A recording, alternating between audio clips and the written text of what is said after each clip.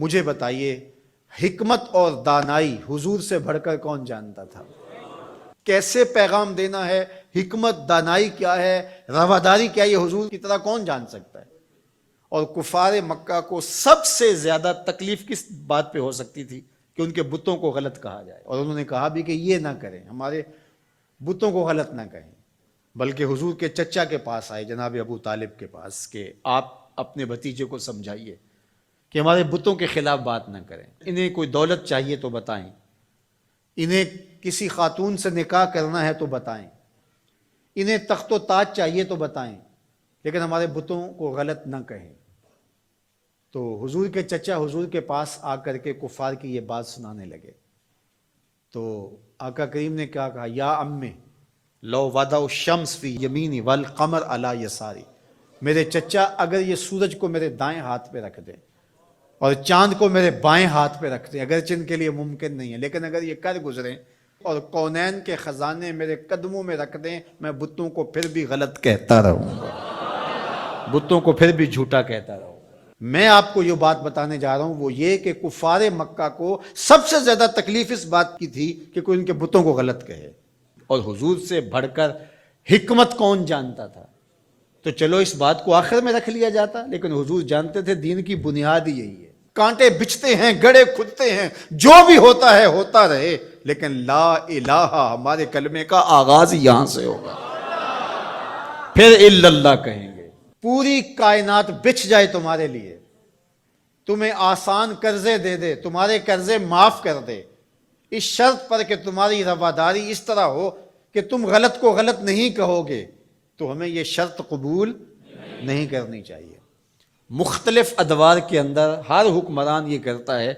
کہ وہ رواداری کے نام سے شریعت کی حدود سے تجاوز کرنا چاہتا ہے۔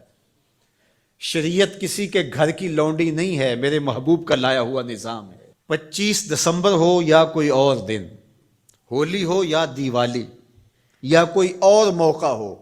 غیر مسلموں کے ساتھ ہمیں رواداری کا جو سبق ہمارے دین نے ہمیں دیا ہے، ہمیں اچھی طرح سے یاد ہونا چاہیے۔ ہم نے غیر مسلموں سے رواداری کا طریقہ مغرب سے نہیں سیکھنا، آمنہ کے لال سے سیکھنا ہے۔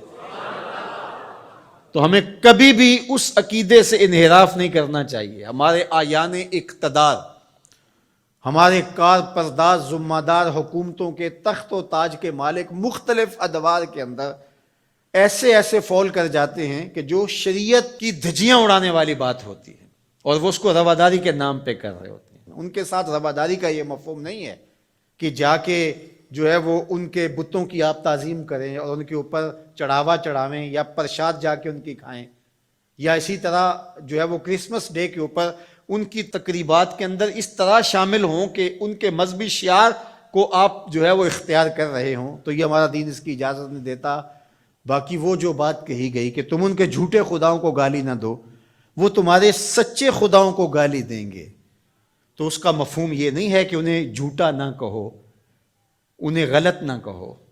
بلکہ یہ ہے گالی نہ دو۔ سب و شتم سے روکا گیا ہے۔ گالی دینا شائستگی نہیں ہوتی،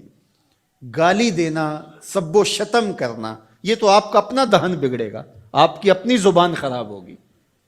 تو اس سے منع کر دیا گیا ہے گالی نہ دو۔ تو اس کا مفہوم یہ نکال لیا گیا کہ ان کے بتوں کا احترام کرو، یہ مفہوم نہیں۔ تو یہ نہیں ہو سکتا۔ رواداری اپنی جگہ پر، رعایا ہے اگر غیر مسلم اسلامی ملک کے اندر ان کے ساتھ حسن سلوک اپنی جگہ پر، اور وہ ہمارے اسلام نے ہمیں واضح کر دیا ہے، ان کے ایک ایک حق کو متعین کر دیا ہے۔ فقہا نے اس پر بہت کھلے دل سے بحث کی ہے، کوئی امر مخفی نہیں رکھا گیا، معاہد کے ساتھ، مستامن کے ساتھ، ذمی کے ساتھ ساری چیزیں بیان کر دی گئی، بلکہ جو معاہد کے ساتھ جو ہے وہ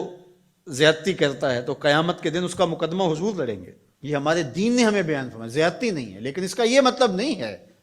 کہ جو ہے وہ ان کے عقائد کو اختیار کر لیا جائے یا ان کے بتوں کے اوپر جا کے چڑھاوے چڑھائے جائیں، ان کے مندروں کے اندر جا کر کے جو ہے وہ اس طرح کی بات کی جائے کہ جو ہمارے شریعت اور ہمارے دین کے تقاضوں کے خلاف ہے۔ تو ہمارے دین کا آغاز نفی سے ہوتا ہے، لا الہ، اس کے بعد ہے الا اللہ، تو اللہ کے علاوہ کوئی معبود نہیں ہے، اللہ ہی معبود حقیقی ہے، وہی معبود برحق ہے۔ ہماری پیشانیاں صرف اس کے حضور جھکیں گی، اس کے علاوہ ہماری پیشانی کسی کے آگے سجدہ ریز نہیں ہوگی۔ اللہ اکبر، حتیٰ کہ پیغمبر بھی ہوں ان کا احترام ہماری زندگی ہے، لیکن سجدے کی اجازت ان کے لیے بھی نہیں دی گئی۔ ان کو اس مقام پہ نہیں کھڑا کر سکتے جو شان معبود برحق کی ہے۔